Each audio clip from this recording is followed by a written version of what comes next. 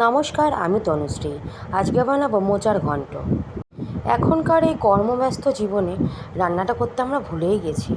চলুন দেখা যাক রান্নাটা করতে আমি কী কী নিয়েছি। মোচা কেটে বেছে কুচিয়ে সেদ্ধ করে নিয়েছি, তার সাথে ছোলাও দিয়েছি। আলু কুচিয়ে নিয়েছি। নেব নারকেল কোড়া, জিরে, আদা, কাঁচা লঙ্কা, টমেটো বাটা। কড়াইতে বেশ খানিকটা সর্ষের তেল দিয়ে তাতে দেবো জিরে ফোড়ন।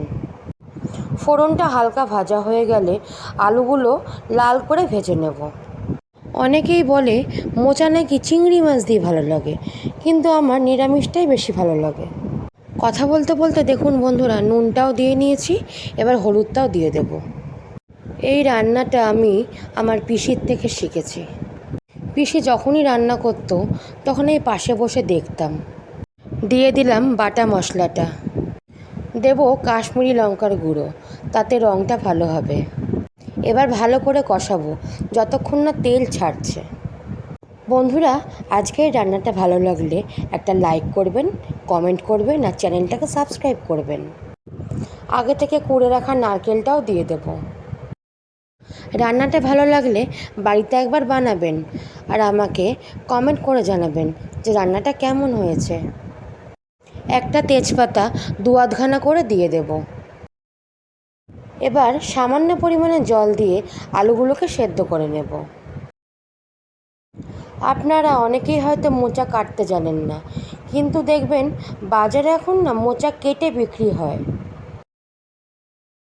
আমি যখন মোচাটা কেটেছি তখন ভিডিওটা অনই করা হয়নি। আবার যখন মোচা কাটবো তখন আপনাদের সাথে শেয়ার করব। এবার দেব আগে থেকে ভাপিয়ে রাখা মোচা। মোচা দিয়েও ভালো করে নাড়াচাড়া করে মশলার সাথে মাখিয়ে নেব। তারপর ঢাকা চাপা দিয়ে রান্নাটা হতে দেব। 10 মিনিট পর আমি ফিরে এলাম। দেখুন মোচা তৈরি হয়ে গেছে। ভালো করে একটু ভাজা ভাজা করে নেব। তারপর দেব পরিমাণ মতন চিনি। আমার মেয়ে এই মোচা খেতেও ভীষণ ভালোবাসে।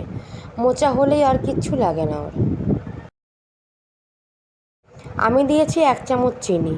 আপনারা আপনাদের স্বাদের মতন চিনি দিয়ে নেবেন। চিনি দিয়েও ভালো করে মিশিয়ে নেব। তারপর অন্তত 5 মিনিটের জন্য ঢেকে রেখে দেব। রান্নাটা এবার শেষের পথে। এবার দেব গরম মশলা আর দেব 1 চামচ ঘি। ঘি কিন্তু বন্ধুরা দিতেই হবে, না হলে রান্নার স্বাদ বুঝতে পারবেন না। ঘি দিয়েও ভালো করে নাড়াচাড়া করে মিশিয়ে নেব। ব্যাস, আজকের মোচার ঘন্ট তৈরি হয়ে গেছে। কড়াই থেকে একটা পাত্রে ঢেলে নিয়েছি, তাতে খানিকটা নারকেল কোড়া দিয়ে সাজিয়ে নিয়েছি। বন্ধুরা, দেখতে যতটা ভালো হয়েছে খেতে ততটাই ভালো হয়েছে। টাটা বন্ধুরা, পরবর্তী কোনো একটা রান্নায় দেখা হচ্ছে। আপনারা সবাই ভালো থাকবেন আর সুস্থ থাকবেন।